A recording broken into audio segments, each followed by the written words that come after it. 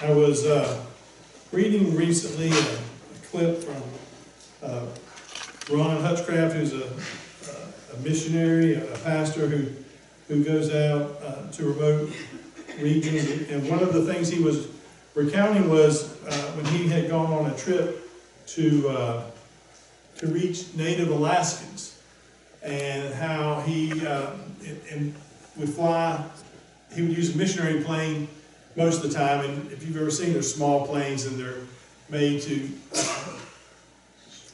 to go into remote areas where there's no airports, right? And that on this particular day, so they do this so they can reach. There's not a lot of roads in Alaska, in case you're not familiar with the territory, and so like the nearest road might be 400 miles from where these Native Alaskans live. So that makes this plane necessary. And on one day, he was recounting how he got on the plane, and it was a particularly nasty day, and the pilot turned to him and said, "You need to watch that wing for icing and let me know." And he said his first thought when he heard icing was like a cake and icing. I mean, that would probably be my first thought too. It's like, I like cake, I like icing. But he said that's not what the pilot was talking about. He said what the pilot was telling, when a pilot thinks of icing or icing on the wings, he thinks danger. He thinks that this is, if we get ice on the wings, it's dangerous. And that's because, now I'm not a pilot, but this is what I've heard, that when you get ice on the wings, it interferes with the airflow of the plane. And the weight combined with the difficulty in with the reduced airflow will force the plane to descend. Now, how many want to be on an unplanned descendingness of a plane? Anybody? No. If you've ever been on a plane, you want that thing to stay in the air until it's supposed to come down in a very controlled manner, right? Am I right? Yep. So me, like Ryan, if I was on, my eyes would be fixed on the wings the whole trip. That's what he said. His eyes were fixed on the wings. If it was me, it'd be like a lasers. I'd be like, I got you, ice. Don't be trying to show up on my wing, you know. And so but he said he was very focused to make sure that ice didn't show up. Now, how many of you, some of you, I would say, have been on a plane? Okay, so we got some who have flown. Anybody here fly planes? Jay, but he's not here. So we've all, or a lot of us have been at least passengers on a plane. Have you ever been asked to look for ice on the wings? Anybody? Been on one that had to be de-iced. Yeah, I've been on ones that have to be de-iced, depending on where you're coming out of. But no one ever told me to, hey, you need to keep ice on your eyes on the wings because of the ice. Have they told you that? No. Well, metaphorically, we've all been told that to some way. If you relate the fact that we are to watch out for sin in our lives, the way Ronald was told to look for ice on the wings, because like the ice that develops on wings and causes the plane to descend, when we don't keep an eye on the sin in our life, our relationship with God begins to descend. It wasn't planned. It wasn't in the flight plan, was it? It wasn't what we intended. But sometimes when we let things slip into our hearts and go unattended, they tend to build up into bigger things, right? You know, an iceberg starts with a small piece of ice, doesn't it? And develops and adds on and adds on. So something very small soon can become what? A problem, right? It can become a bigger issue than what it was. And we didn't mean to get there. We didn't want to get there. It was never our plan to get there. But somehow, We're there, right? Somehow we've let those little things, those things that we've let go unattended, grow into something much bigger than we ever imagined they would be. And the only one who's going to come out happy in either one of those situations is who? The adversary. You know, the Bible, the scripture today, if we read 26, says, in your anger, do not let sin, or do not sin, do not let the sun go down while you're still angry. Now, how many of you have ever done something out of anger that you normally wouldn't do? I mean, because what? You lose control of your response, right? I can tell you, I'm more likely to do something that I'm going to be sorry for if I do it when I'm mad. I'm going to say things. I'm going to, before I can even catch them, they just run right out of me, and they're just like, I'm like, ooh, that was bad. And almost immediately I'm convicted of it, and then I have to go back and apologize, whether I was right or wrong. But I'm more likely to do something that'll be unpleasing to God while I'm angry, right? So that sounds like good advice, doesn't it? Don't let your anger. How many of you go to bed angry and you can't sleep? You ever done that? Once or twice. Okay, we got some honesty here. I've done that where I'm mad and it keeps me up at night. Why? Because it's bothering. It tells you don't do that. It tells you your mind starts wandering. You start plotting like revenge and stuff, and how am I going to get? Or you start thinking about, I really shouldn't have said that, and maybe I should. What should I do now? And you start thinking about it. So it keeps you up at night. And the Bible tells us don't do that for several reasons. But the one thing, if we look farther down the Scripture, it says, do not give the devil a foothold. So even small things opens the door for what? For the devil to get in, right? You can be doing all these things right, but if you just are not faithful in a little thing such as anger, and you let something come out, you let a word come out or an action come out of you that's not pleasing to God, because that misses the mark, right? Because sin, is missing the mark, correct? So that's when we miss the mark. We're not doing what God would have us to do. So when we do those things out of anger, it creates what? A bigger problem, right? You could be having a small disagreement with somebody, but because you have to be right, you say some things that you don't mean, right? You ever done that? Yeah. Or if you're like men, you know how we fight? We change the subject. When we start losing, we change it back to a fight that we've already won. Because we just can't stand to lose, can we? But it's not about winning, is it? It's about, now all the men are mad. They're like, why'd you tell our secret? But it's not about winning or losing. It's about doing the right thing, saying the right thing, being kind in your words, being kind in your actions, even when other people are not what? Kind to you. That's an important thing. You're like, I don't do that. I'm just telling you what the Bible says. I'm just telling you what the Word says. And say it was going to be easy. And a lot of times those things are pleasing to us. We go around celebrating, I won that fight.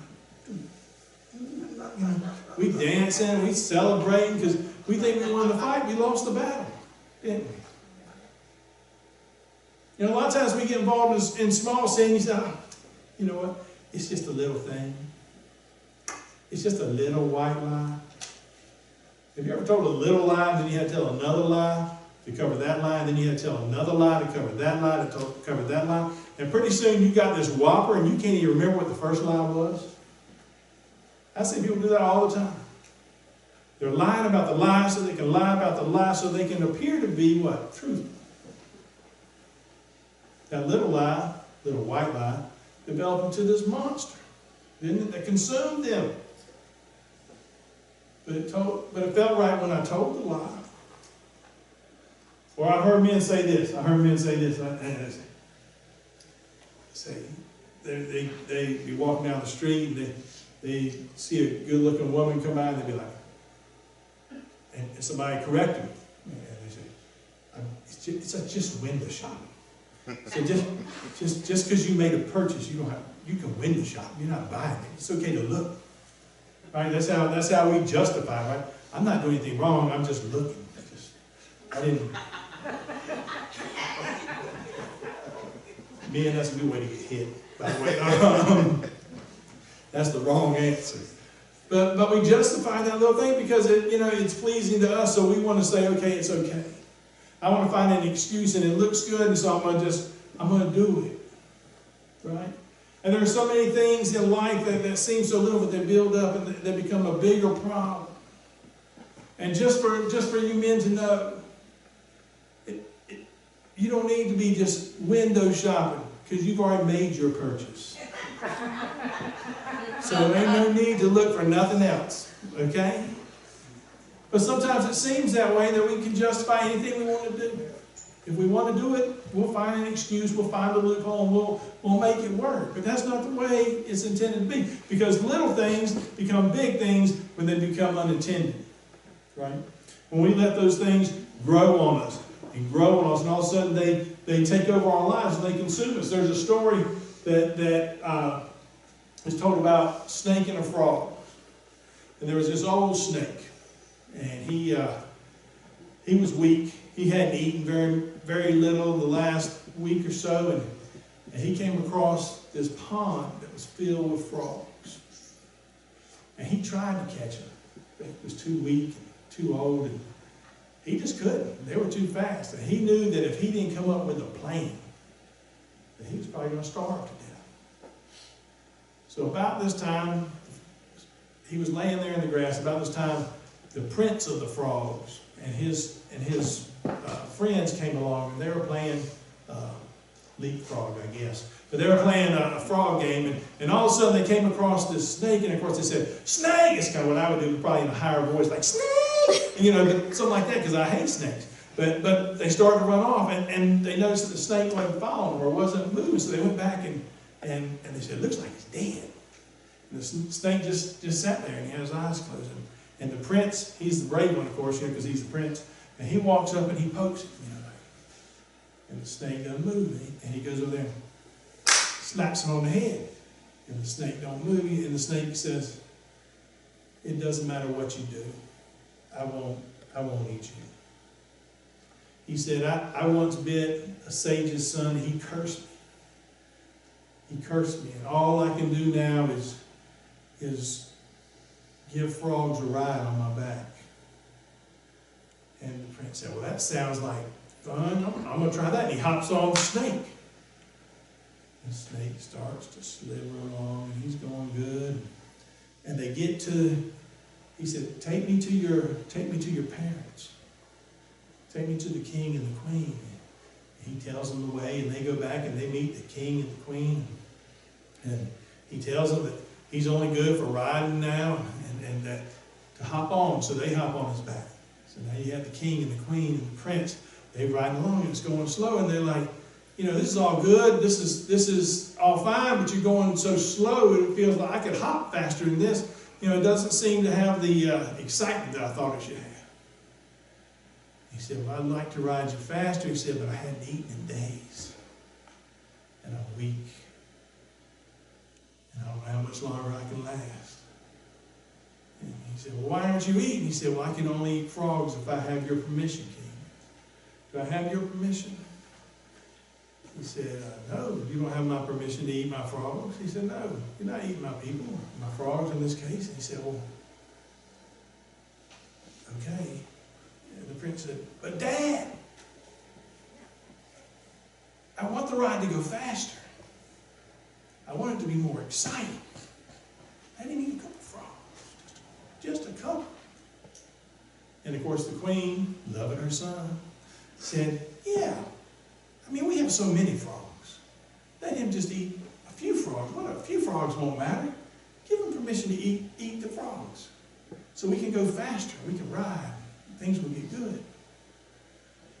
So the king reluctantly said, "Okay, you can eat the frogs." And he did. And he ate, he said, thought how many could he eat? And he ate a lot.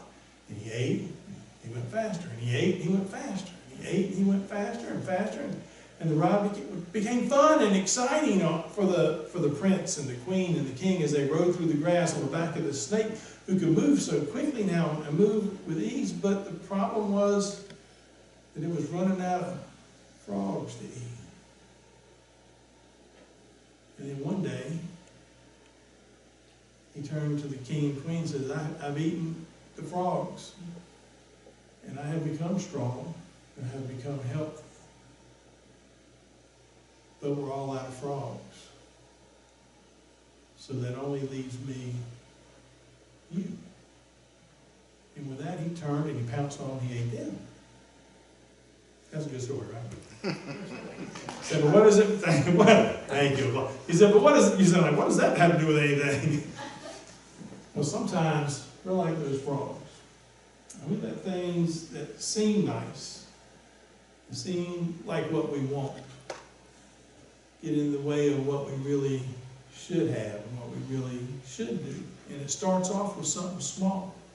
But then it becomes a need for more, doesn't it? It becomes need for more, and so we have to sacrifice more to feed that need, right?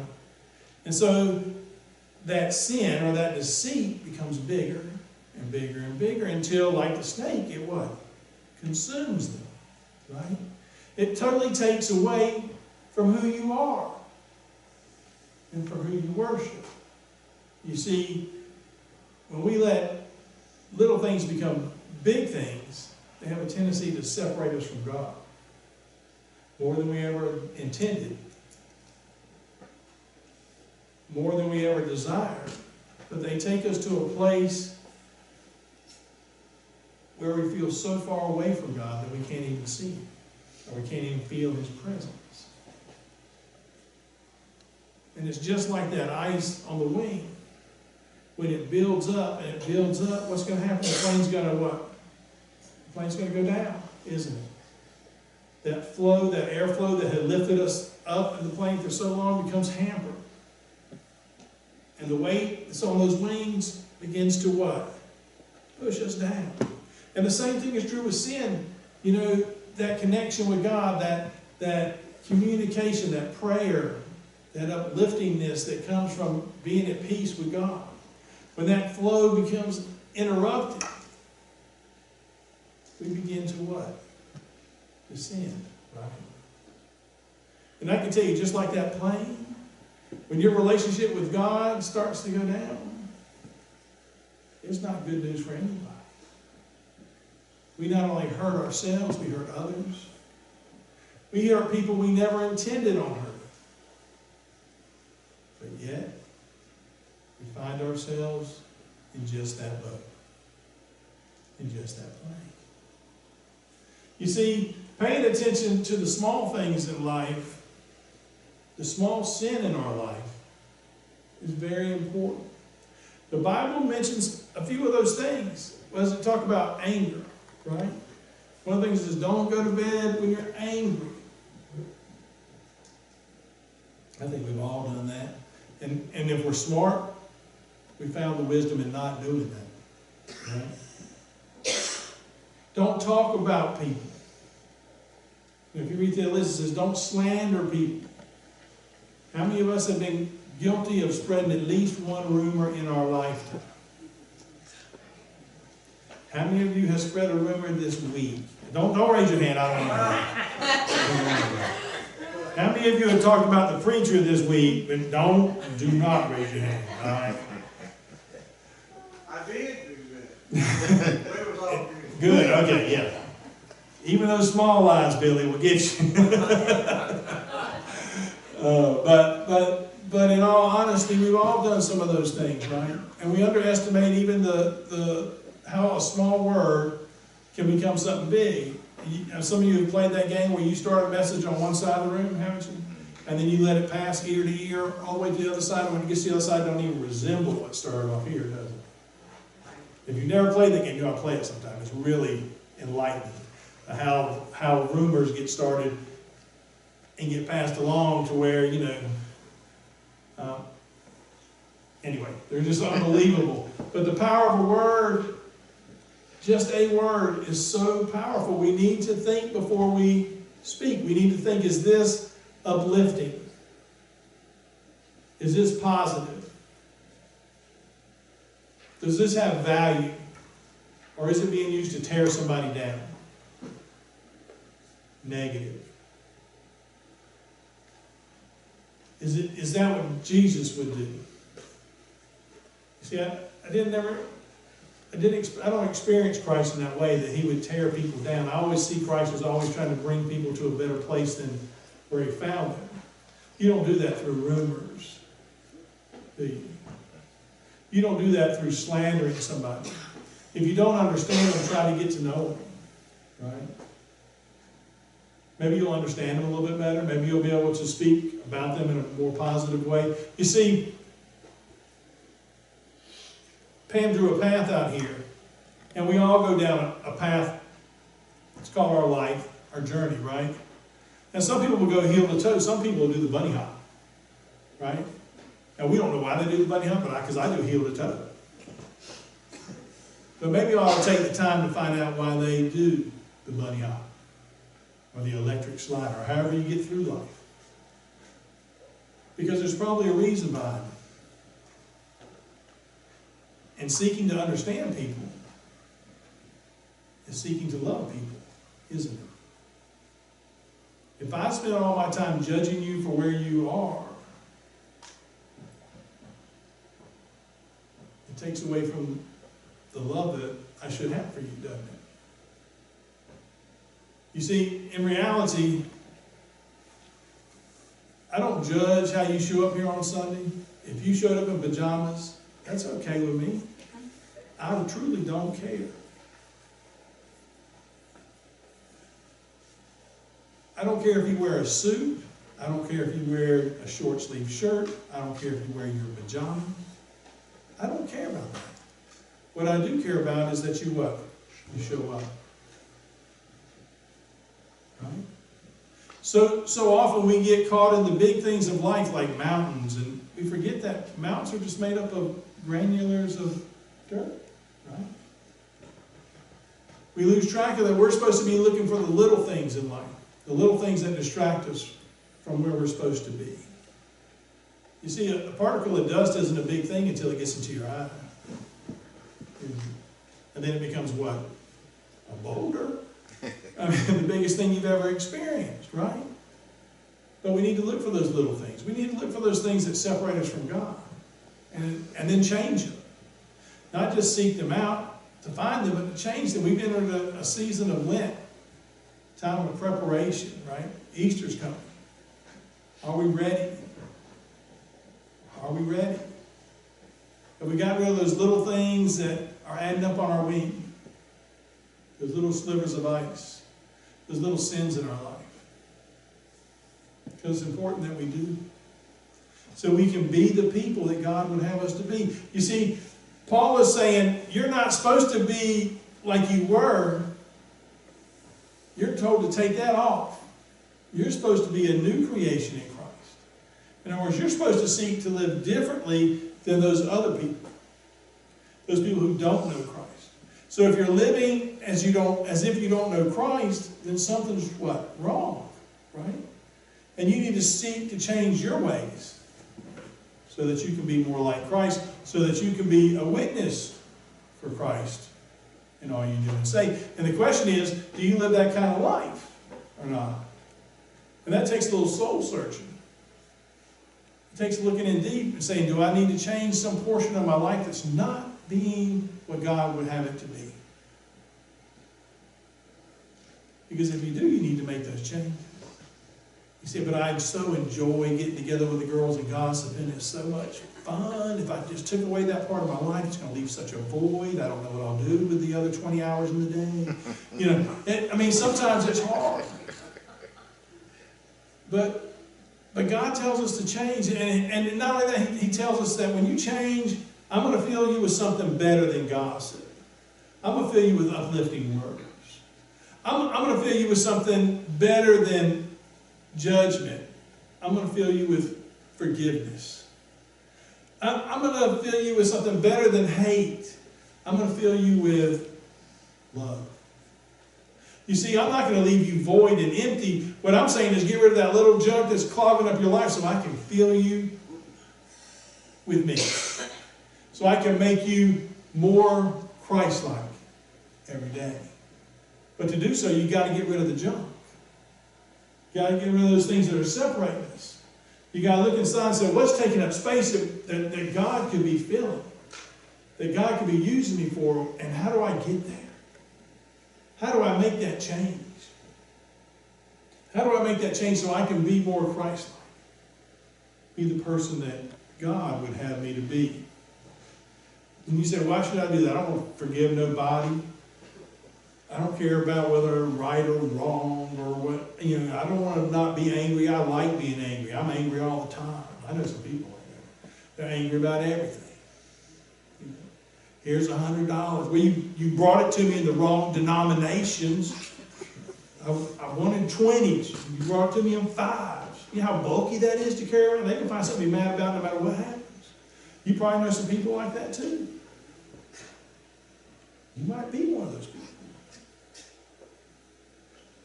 I like that the sisters looked at each other.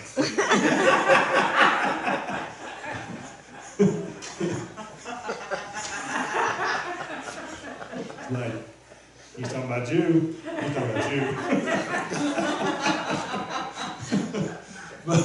But in reality, we all need to look inside ourselves, don't we? The reality is we're really quick to judge other people when we ought to make sure our house is right first. Make sure we're doing the right things, that we're saying the right things, that we're loving in a way that God would have us to love. If you look at the very last verse of this, it says, be kind and compassionate to one another. That's great advice. Forgiving each other, that's hard to do. Just as Christ God forgave you. You see, if you just look at the last words of that verse, just as Christ God forgave you. It reminds us that we're all sinners, right? So before we start judging other people, we need to keep in mind God forgave me. He took me out of all my brokenness and all my sinful ways, and He's lifted me up out of that. But He sent His Son, Jesus Christ, to die on a cross that I may have eternal life. Not because I deserved it, because of God's amazing grace. And it's that mercy and that grace and that love that He's given to me that I'm supposed to pass on to you. And you to the people you meet. And if we can do that, then we'll create a tidal wave of love and understanding. But we got to check the wing first. We got to make sure there's no ice there that's making us to sin, that's drawing us away from God's love. Because if we can do that, if we can get rid of that junk, and God can fill us up with those things that are of God, then we can change the world. And all God's people said, Amen.